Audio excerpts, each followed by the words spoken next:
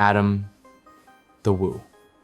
A name that many of you might recognize, but few truly understood the life behind it.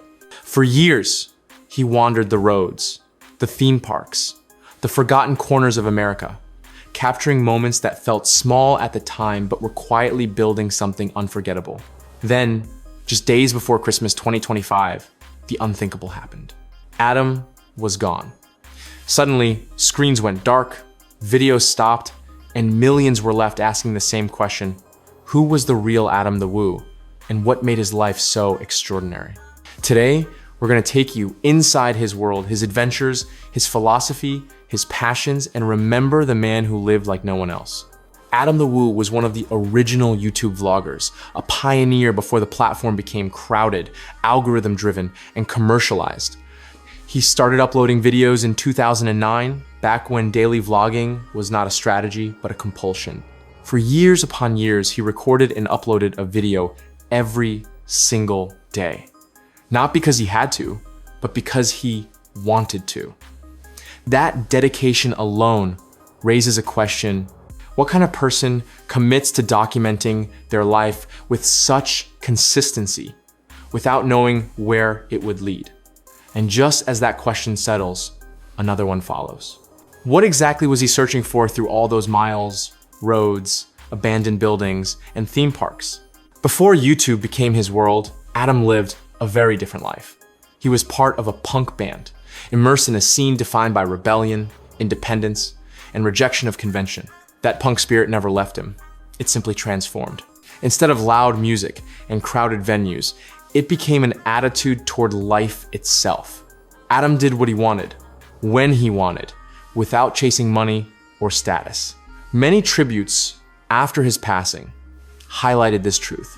He lived a punk rock life not because of how he dressed or what he listened to, but because he refused to live by expectations that did not belong to him.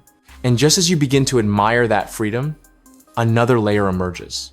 He was generous, often shockingly so, with his time, his energy, and his money, even during periods when he had very little of any of it. One of Adam's most quietly powerful ideas was what he called the circle of goodness. He believed that if you sent good into the world, it would return to you somehow, even if the path was unclear. This philosophy was never preached in a formal way. It was lived.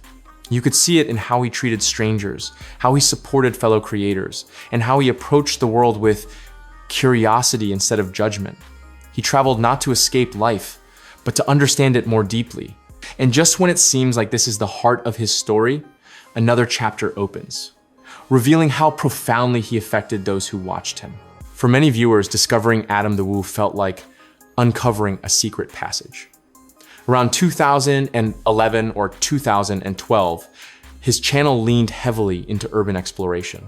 One of his most famous moments came when he explored the abandoned Nickelodeon Studios at Universal Studios, Florida. For those who grew up watching Nickelodeon, seeing those empty sets felt like opening a time capsule. It wasn't just abandoned space. It was childhood, frozen in place.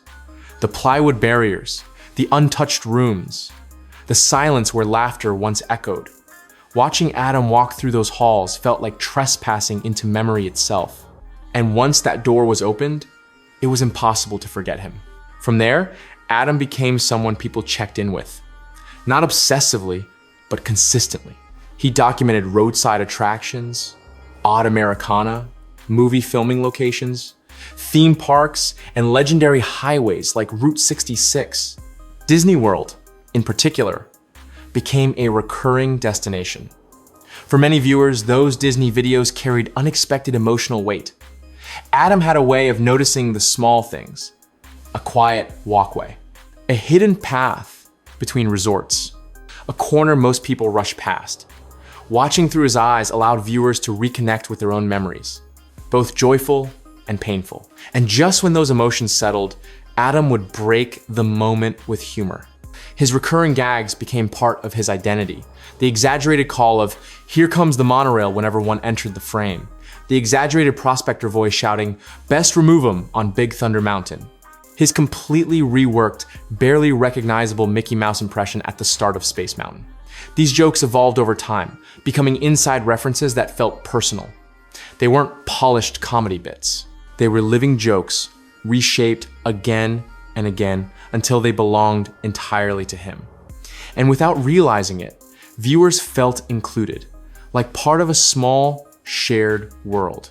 As tributes poured in after his passing, one theme surfaced repeatedly. Adam had restless energy. Friends described how he struggled with standing still, both physically and mentally. He watched clocks and felt confused when time didn't move fast enough. Conversations about ideas or plans would end the same way. Adam would cut through the talk and say, "Stop talking about it and do it. Let's do it." That wasn't a motivational slogan, it was how he lived. And as soon as you absorb that philosophy, another realization hits. Many people watching him struggled with the opposite problem. For some, Adam became a mirror, a reminder of ideas not acted on, projects postponed, creativity delayed by fear, anxiety, or overthinking. His life highlighted what happens when curiosity is followed instead of questioned. His death forced many to confront missed opportunities in their own lives. Ideas that never left the notebook, projects that never moved past the planning stage, and as that reflection deepens, another layer of Adam's legacy emerges. Adam never married and never had children, yet he built an enormous family. His friends, fellow creators, and viewers formed a network bound by shared moments rather than blood. People ate meals watching his videos. Families watched together in the evenings. Others played his vlogs quietly as background comfort while falling asleep. His videos became part of everyday life. And when he spoke about death in older videos, he did so with surprising calm. He talked about how what you leave behind matters, not as a search for immortality, but as a record, a simple archive of what it was like to be alive. That idea now feels hauntingly prophetic.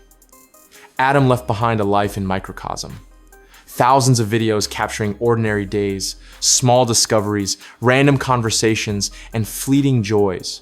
Anyone can go back and see what he was doing, what he cared about, and how the world looked through his eyes at a specific moment in time. In a way, he preserved something many people lose forever: their everyday selves. This realization has led many to think about their own stories, left untold, missed chances to record voices of loved ones, interviews never done, stories that disappeared when people passed away. Adam's daily vlogs stand in contrast to those losses. They show the value of documenting life, not because it is special, but because it is happening. Some critics always dismiss vlogging as narcissistic or pointless. Adam faced that criticism quietly. He never argued, he just kept going. And now, in the aftermath of his death, that criticism feels hollow. To his friends, his videos are a gift, a living memory, a place they can return to when grief feels heavy. His life proves that meaning isn't defined by grand achievements, but by consistency, curiosity, and kindness. Many have compared Adam the Woo to Anthony Bourdain, another figure who followed curiosity wherever it led. Like Bourdain, Adam lived by his own code. He woke up, went where his interest pulled him, and allowed himself to be changed by what he discovered. He deepened his appreciation for the world instead of skimming its surface. He gave generously, laughed easily, and seemed genuinely content. Watching him, without realizing it, people absorbed those values. The sudden and unexpected end of Adam's life created a strange mix of grief and clarity. Grief for the loss of a familiar presence. Clarity about what his life represented. He showed that it is possible to live simply, honestly, and freely. He proved that following curiosity can lead to a meaningful existence. And perhaps most importantly, he demonstrated that doing matters more than talking. Adam the Woo is gone, but his path remains visible. In every road he traveled, every abandoned building he explored, every theme park path he quietly appreciated, his spirit lingers. Remembering him is not just about mourning his death. It is about recognizing what he gave, what he showed, and what he unknowingly inspired. His life ended, but the motion he created continues, quietly urging others to stop talking, get up, and do it.